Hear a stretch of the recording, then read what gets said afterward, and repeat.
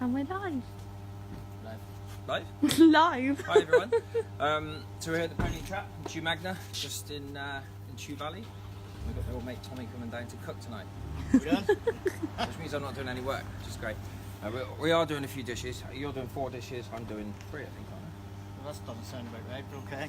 Fair enough. I? So we're going to take you through the restaurant, show you around, down into the garden, and then go to the kitchen to do 2 dishes that we're for tonight. Right? You need the tour as well. So this is the bar. It's very simple, kind of country pub. When we took over years ago, about 12 and a half years ago, I'm not gonna lie, it was a pretty bad way. I hated this bar. So now, I actually think it's like the best part of the pub for me. It's really cozy, really warm. I really like people sitting in here at night, and everybody has dinner in here. But in the restaurant, we did that up about 11 years ago. We call it the restaurant, but everything's the same, and people eat the same menu in both parts of the pub. I think it works much better in the day, so you know, as a contrast, looks good. But eventually, we'd like to make the restaurant bigger and have it. I haven't told you this yet, actually. This is good. We'd like to make the restaurant bigger in the next couple of years and have like a green oak restaurant kind of going out across the garden, which I'll show you in a minute. And we're going to try and put some accommodation and some lodges at the bottom of the garden. So this up here, at the moment, because we are quite a small restaurant, but we still do quite a lot of covers. We still do 50 covers and 60, 65 covers on a Saturday night. Sunday lunch we do 120. So we turn a few tables, and I'd like to not be able to do that. So we've got the lodges at the bottom of the garden. We can then have people kind of being able to drink up here and have some cream tea in the day, have a nice pint at night, or a Bloody Mary or something like that. So a bit more of a lounge, a bit more of a pre-drinks and stuff, but it's something we're aspiring to really.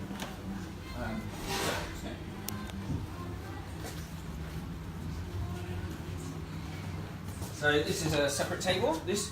Again, when we change everything around, this is great. This table has been, I really like this table. If I eat here, I eat here, because if I'm honest, I don't like to see what else is going on because I can't concentrate. Big holes and everything. I'll hide on the snug. But it's important. I think it's very important to eat in your own restaurant as well, so it happens. And eventually, if we do the restaurant then you do it bigger, this can become a private dining room. Yeah. We don't have one, and I think that'd be really good for us to be able to do that. Take all this out, have like a table of 15 in it. Really good. Right, Carol. Right, go. This is Nathan. Say hello, Nathan. How we doing? Tom, how you doing? Hello. Don't swear. So this is the restaurant. When we first took over, this was like a snooker room. Horrible red carpet, little French doors there. So we knocked this wall out, put a green oak frame in, capped all in wood, put a safe floor down. This is 12 years old now. So and I really want to kind of Stunning though, isn't it? take it to the next Got a level. view over there. So that's our garden. I'm going to push out that way really. So everything's like a slow evolution here. It takes forever, but I think because we're kind of self-funded and all that, so we just have to do everything bit by bit. So we kind of just started to formulate a plan with what we want to take the restaurant and where we want it to go. So we kind of go out there eventually and get all of the food being taken place in here. A massive table in the middle of the restaurant, doing with all the homemade sourdough, the butter piled up, all the cheese, all the preserves and the pickles, so people can see the food that's been made. We make everything. We churn butter, we culture cream. We've even attempted to make cheese. I'm loving all these ideas, by the way. Yeah, and just get the customers to see it. Sometimes it's not it's not appreciated. Yeah. It's not appreciated. It'd be great to see it. And You'll see what's behind the you scenes. only see the bread when it's coming out sliced up. You don't see it coming out the oven and piled up. So it should be good. But as a precursor to that, we've been working really hard on our garden.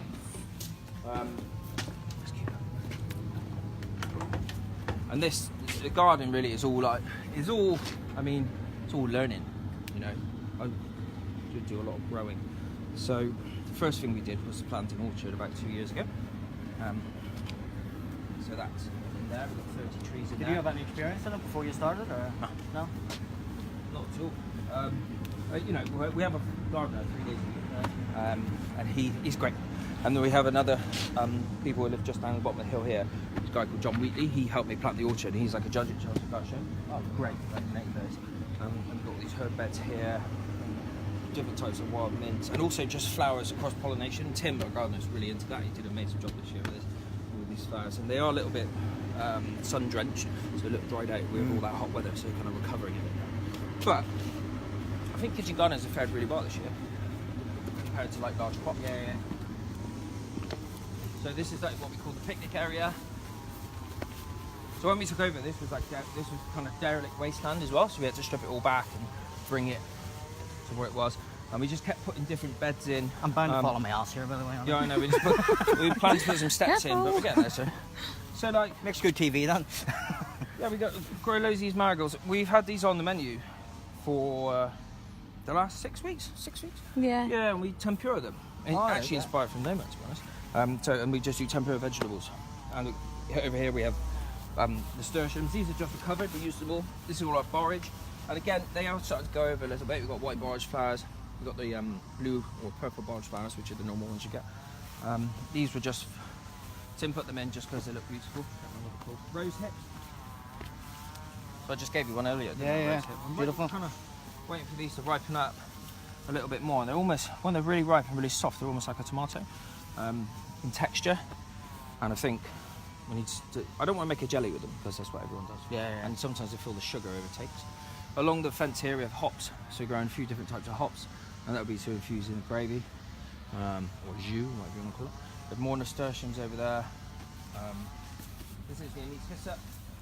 This is great. We make a granita with this. There you go. So try it. We make a granita with the leaves, and then the flowers we just put on top of whatever we're garnishing with the granita, really. Oh, I think I tried this last time I was up. Did you? Yeah, Yeah, yeah. Oh, did I bring it down here before? No, I can't remember. No, the dessert. You haven't brought me out in here, no. Oh, with the You just give me the food. This is the fruit net. So in here we got red currants, black currants. Biggest thing in here for me is the blackcurrant leaf. Blackcurrant leaves are amazing. Different types of mint, alpine strawberries in there. We've harvested most of the soft fruit from in there now. So we harvest it all when it's all ready, and then we freeze it down just to make sure we don't waste anything. Put a small polytunnel in. We've got several types of apples. We've even got an apple called an Eggleton apple, same as the second name, which is a cider apple. So I'm going to try and make some cider vinegar of that one day. Let's get the time to do it all though. Yeah, of course. But we're going to use some of these apples in one of my dishes tonight, the kohlrabi. So yeah, and we've got loads of oregano and chives around there. But we kind of need to do a bit more. And then in this field over here, I guess we could have a quick look, couldn't we? But we just bought this field. Well, I say we just bought it about 18 months ago, actually. That at the bottom of the garden there, so we want to put like the lodges in, cut all the hedges down. Not too much, because we harvest all the elderflower from the hedges as well, and the cobnut. Right. So what, the lodges go down there? Yeah, 4 lodges and go kind of capturing that view. Yeah. So we cut the trees down. Not cut them, we call laying the hedges. You'll have to run a taxi service up to the restaurant. No, Little shuttle. what Shuttle bus or something. Is we're gonna build a pier, like Western Pier, Oh. from the top of the picnic area straight down there, and have like festoon light going down. These are our compost You're just beds. showing off now, aren't you? No, I should have designed this. This is our compost bed, so we kind of compost all our trim from all the veg. Sunday lunch is a good one for that. So this is a field now, so it's looking a bit messy. But this is 30 tons of mushroom compost we just had delivered, and that's for our no dig beds. And this is really a test this year. We only started this a couple of months ago. Again, we've got loads of really nice anise hyssop there. We've got loads of squashes, loads of petit pans. We grew loads of lettuce. We've got celeriacs in there. We've got sweet corn in there. But it's all a test, you know. So we'll make this 9 times bigger for next year. And if I get my own way, eventually I'll build a walled garden around it. Quite nice. So, Cute. yeah, it should be quite nice. Where's whether you get planted. Yeah, of course. So yeah. And also we harvested quite a lot of the squash flowers and courgette flowers that we stuff. But then you need to leave the female ones to kind of grow into squashes. But it's all learning as well, you know. Got some kale there and stuff like that. So we're getting there slowly. I wouldn't say slowly. I think that's not slowly.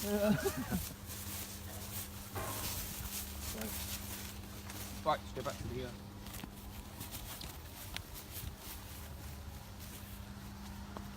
Yeah, so the pre-dessert actually, our pre-dessert we're doing tonight, we did an elderflower sorbet from all the elderberries at the bottom of the garden, which is really cool. And we're putting that with cultured cream. So we culture a cream from the local dairy with a kefir, and it just thickens up overnight, or over about 48 hours. And we're just going to serve the elderberry sorbet with that. And a bit of beer bread. Oh my god, this is steep. Steep. That's what we need here. So we have herbs here as well. So there's different types of thyme and chives and woodruff, which you usually pick as a wild herb, but it's growing really well there. We haven't decided what to do with it yet. Yeah.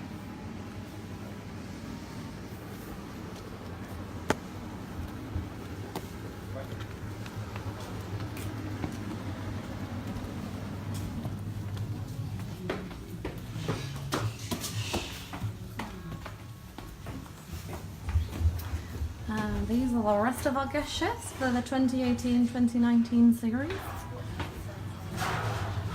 We're going for the wash up now, so noisy. Hello, Johnny! Hey. Everyone's gone to take the barbecue. That's alright. So we just lost a couple of chefs. They're unloading an asado that we had made for a festival. So we got like an Argentinian asado which is built by a local blacksmith who does loads of stuff for us. And they're unloading it now because it's been at Shambhala cooking delicious vegetables. And we're going to set it up in the garden to cook all our veg on and maybe do some lamb for Sunday lunches and stuff. But we just give it a little test run to start with. Right. Do you want to... So Tommy's... You want to demo your dish? Yeah. Shall I go first? Where is everything? No, it's all my far away. Should we do what? Yeah, This is Gary, head chef. Hello, Gary! Right, so we do my dish first because Tommy has lost his CDP. Yeah. Right, so look, here we go. Yep. So what we're going to do is Gary's going to crack on because he does all the work. He's a hero. So I did mention outside that we do kohlrabi. We grew a load of kohlrabi. We've actually cooked them in coals until they're just here actually. Doing a little wash. They don't look the best, but they are delicious. So,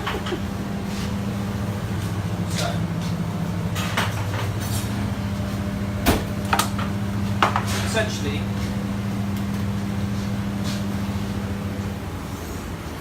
they kind of, when you cook them in the coals, they can really sort of like nice and smoky, but they kind of like take on a nice cabbagey flavour because it is a brassica. So I've just sliced it very, very thinly like this. And I'm just going to spread. I've already done one actually, but the idea is to kind of push it out like that. Get another bowl.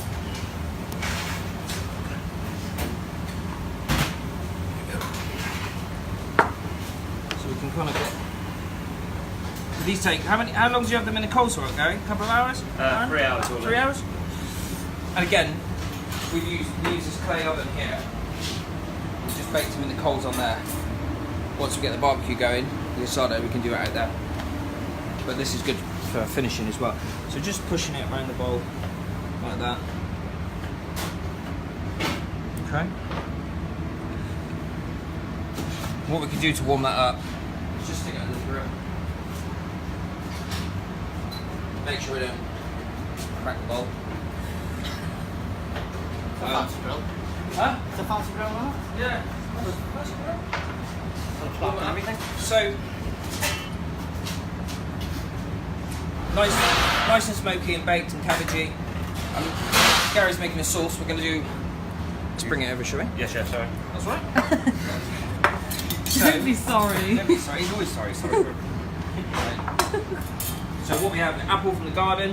So that's going to be a nice bit of acidity. Mussel broth. So we cooked a load of mussels, sieved off the broth, poached the mussels, and we're just going to warm the mussel broth back up with some of the poached mussels, some herring caviar, apple. Okay. Just in there. You got the kohlrabi juice? Oh, Juice thank of you, kohlrabi. chef. And we don't Heat it up. Don't heat it up that much, otherwise it just hasn't got that real freshness. And but bearing in mind this has been cooked for 3 hours, you kind of want this to be really, really fresh.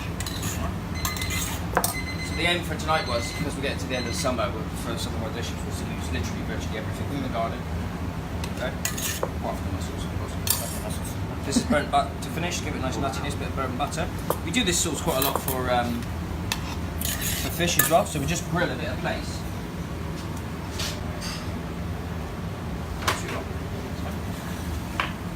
Grill a bit of place, or pan roast a bit of place, and at the table, dress the fish with this sauce. Sometimes we replace kohlrabi juice with fermented cucumber juice, and then loads of fresh garlic to come back. Okay. Right. Apple marigold. What's that? So this is apple marigold oil. We grew that in the polytunnel as well, and we probably, I tell you what, we should have got some apple marigold when we're down there, so we garnish it. I'll do that this second. So that's just warmed up. I'm just going to dress the kohlrabi with that.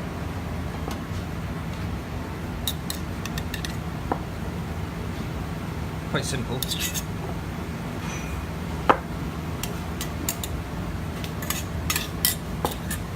salt. Sure. Is that right? That's it? That's more mussel stock needed. Yeah, a touch more mussel stock. Get balance.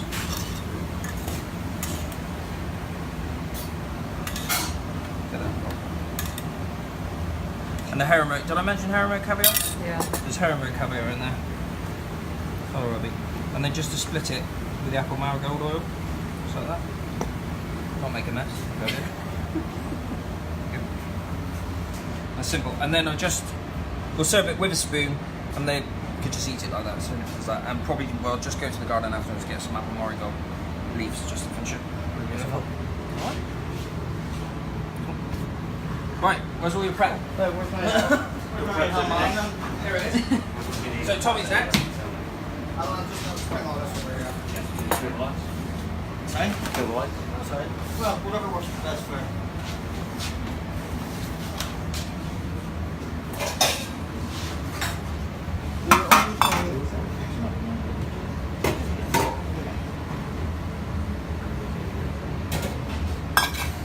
What dish are you making, Tommy? Right, well, if we can find everything, we're going to aim for a roast veal tartare. So it's basically, if I can find the beef, we good to go. Or the veal, sorry. I'm finding it for you. Your CDP is practice.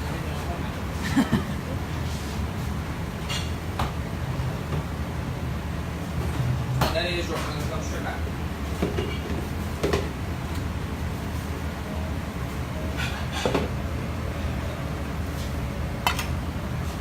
What's this? He's making me look very unprofessional. I know, isn't he? I think he's set. Stitch up. He's hidden the veal, I think.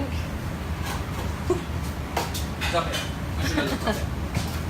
We decided that you've hidden the veal just to make Tommy look less professional. No, we're really organised. I don't know why your Because it's prep's so gone, organised. chef. And the only other thing is I need a microphone. Microplane? So I've got Josh coming in for me today. Excellent. Josh Eggleton, Tommy chef. Literally, I've been the comedy chef. He rang me up from Cardiff and said I need the diced shallots, diced chives, I know. poached Well, I was supposed shallots. to be here this morning and I ended up getting here like an hour ago. Yeah. No, wasn't it? It was like 2 hours ago. You'll be alright So on I said, the don't night? worry, I'll get on with it. So basically we got here just some roast veal, which we used the rump. Again, we just trimmed that up and we set it in the freezer so you get a nice dice on it. Yeah. A little bit of shallot. Nothing light on it?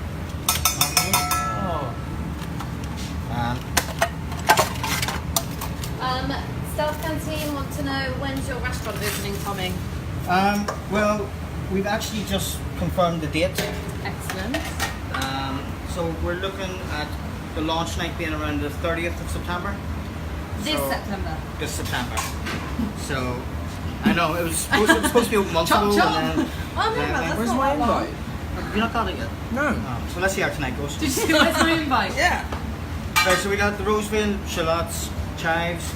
This here we just got some smoked beetroot. Yeah. So we just smoke that in the barbecue. We cook it and then smoke it in the barbecue. Nice. Bit of horseradish, which I think he had a little bit peeled for me. We're just going to use it, I guess, for now.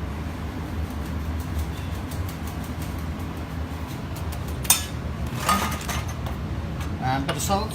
Yeah. Cheese sprigs. I need just a little bit of lemon juice. A little bit of oil.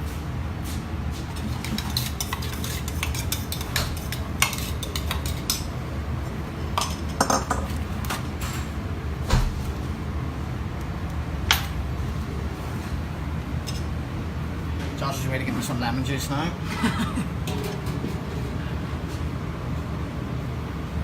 It's great when you come to a new kitchen and you haven't actually you don't know where you haven't set anything is. yourself up properly, you haven't looked around. I'm as organised as ever.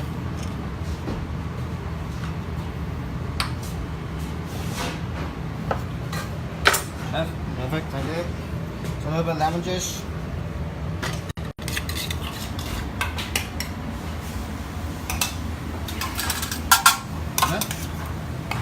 So that just goes in the centre of the bowl. Sunflower. Yeah.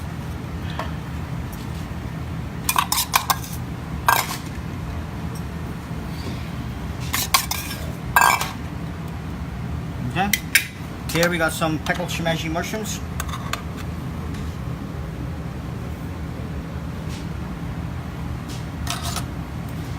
Some crispy seaweed. And here we have some pickled beetroot. I would recommend using gloves for this. I'm just going to basically cover that. Nice.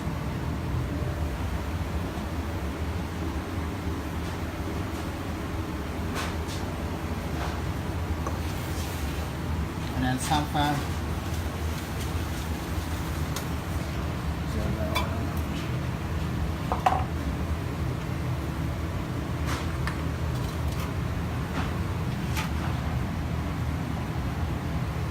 And then that is a ladle. What? A ladle.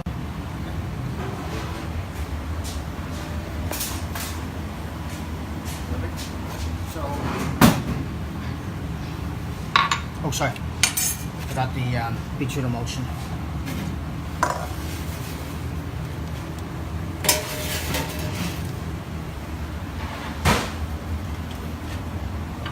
And then here we have a mushroom. Nice. And kelp sauce. So obviously this won't be as dirty as it looks now. And then that will just be served on the table. Beautiful. Delicious. And then it's your job to match that with the wine. Good luck. Thank you. So we're going to do the tasting now. I tasted that one already. It's good. We're going to go to front of house, do the tasting, do briefing, get ready for service, and just check the wine matches. Kate's going to check the wine matches. Do the blue plaster. It didn't even show. What blue plaster? Thank you, boys. Thank you very much. Thank you. Cheers.